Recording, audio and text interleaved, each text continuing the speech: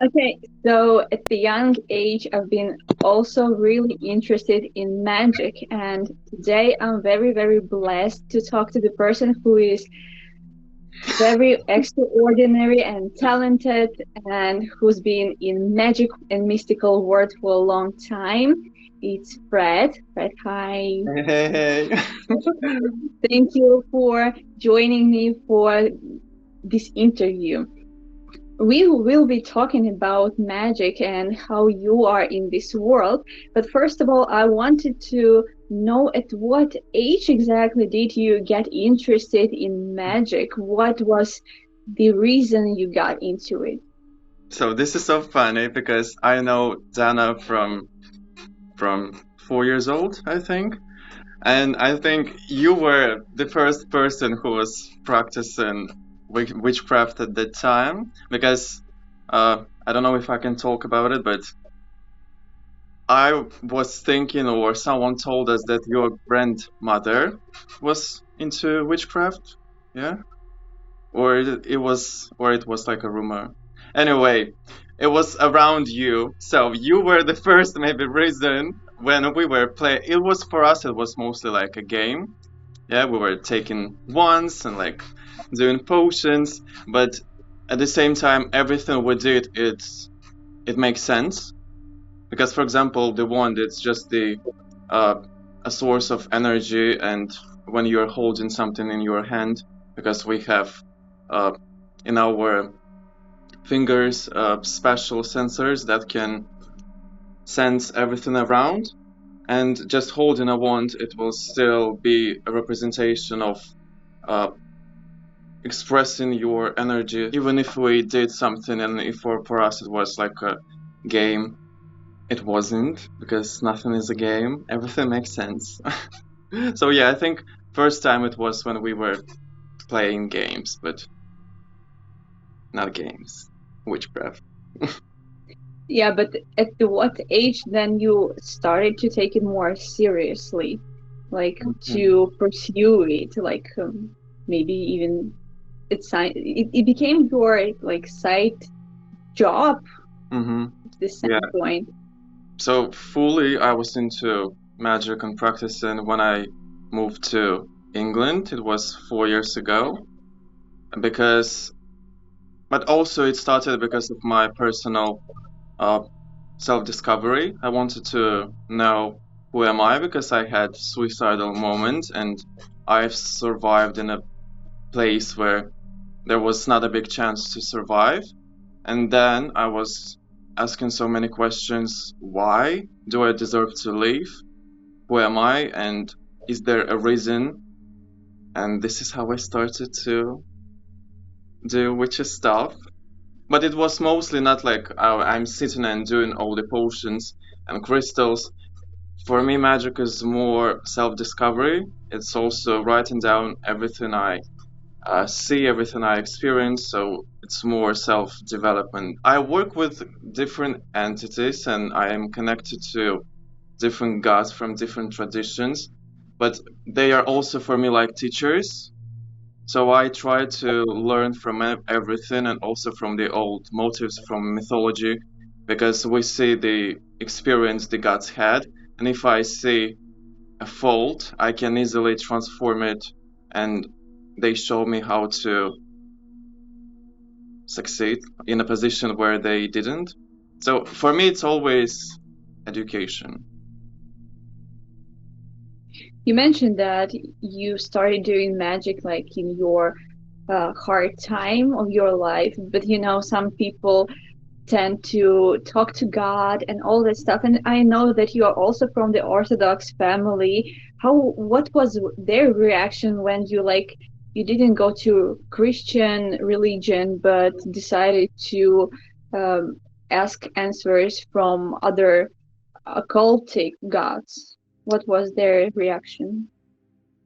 The reaction was great because I I started from religion. Like my first year was mostly based like devil, God, all the demons. I was reading about it. And then when I was more into what religion thinks about witchcraft. And I was reading topics and moments from history, and I realized that religion is not what I want to be in. And I was talking with my father, with my family about it, and everything makes sense because witches and witchcraft is more about nature and healing and how to connect to your personal source, to the earth.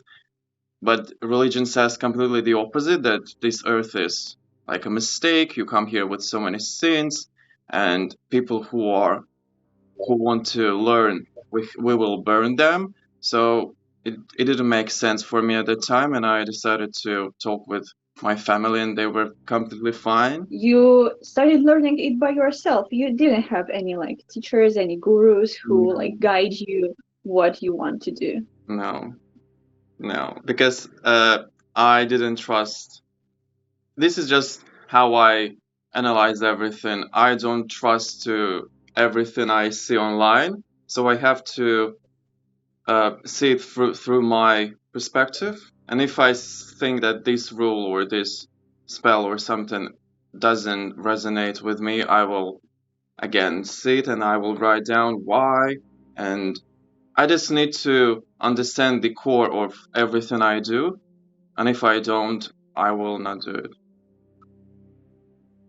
So you said you don't actually search online stuff, right? No, Like any information. no. But also, But like my first jump into witchcraft was after learning about neuroscience, how our brain works, and also it was like the first uh, moment where I wanted to learn more about me. So it's not just witchcraft and something from the another planet. I also try to see it from the physical world. So the connection with our physical body and exterior world unites with what we can experience inside, like intuitions, dreams. So everything have to make sense. I won't create stories like aliens came here and they gave me this power. No.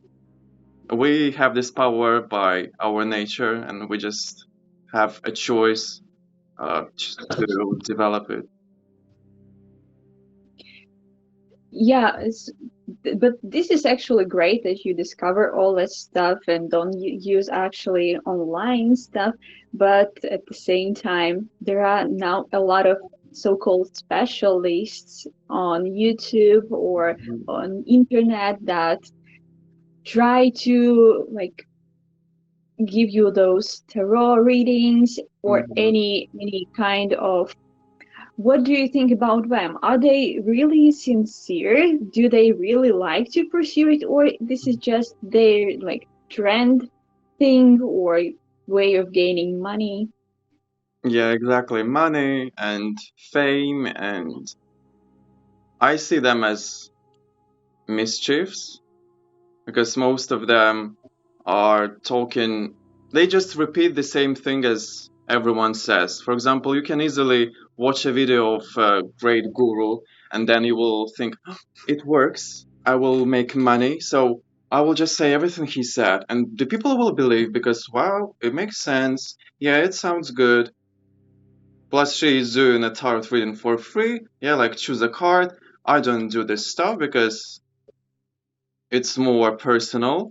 And I just think it's something that makes it worse for the people who truly do and help others. Yeah, but you also practice like magic and witchcraft for like people like one on one. What is their Hmm. most interested in? Do they like more tarot reading, or they ask for runes, or maybe like someone asks you for a curse? I don't know. Hmm. People nowadays also are crazy. Before, I think everyone was more into knowing the future and curse someone and get their money back if someone stole it. But now it's more about self development. People want to discover themselves and have some directions and advices. So now I think time changes, and I won't be surprised if in 5, 10 years there will be completely different questions. Yeah, I think it's depending on the period we're living now in society. Yeah, because every day we have more information like YouTube, so many videos, and people can get advices from there. But yeah, mostly self-development, and they're asking for tarot cards more than any other instrument, any other tool I use. People are get more interested in all that self-discovery and stuff. How do you think in 5 or 10 years will they go back to occultism and mystical side of things and step away from the God and all those religions we know nowadays? How do you... Yeah, because believing in one God, I think it's a choice, and it's a perspective that is not allowing you to see much more. Like you are being in a small box. Uh, that's why pagans, for example, had many gods.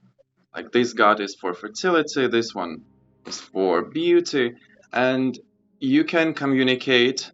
If there is a lot of gods, you can communicate with every god, so you can learn something from everyone. It's like communicating with people, and the connection with them is more like you're talking with your friend. We see now more different choices, more perspectives, and we want to learn more. And I think people will in 5 and even in a few years, maybe next year, will see more opportunities to explore. So I think it's much better if you have the desire to understand this world. This is the only way to thrive. But you're already living in this world, like you're in that greater phase, I would say. But in society, how the life of the witchcrafter, the magician is like, what it's, how do people react on the streets? Is it like become easier nowadays, or they're still like thinking this is something weird? When I lived in Latvia 5 years ago, it was mostly like a secret. You don't talk about it. But when I moved to UK, I was also inspired by starting practicing because here are so many shops and people are so free and they can easily talk about their practices. So it depends where you live, but here in England, I'm so inspired by uh, the people and by their freedom. What was the question? what what's the life is like? I It's don't know, nice, even it's great, even I the love it. personal life, I don't know if you want to talk about it. If it's not. Personal life, express yourself how you want, and everything give you compliments. That's the life you have to have.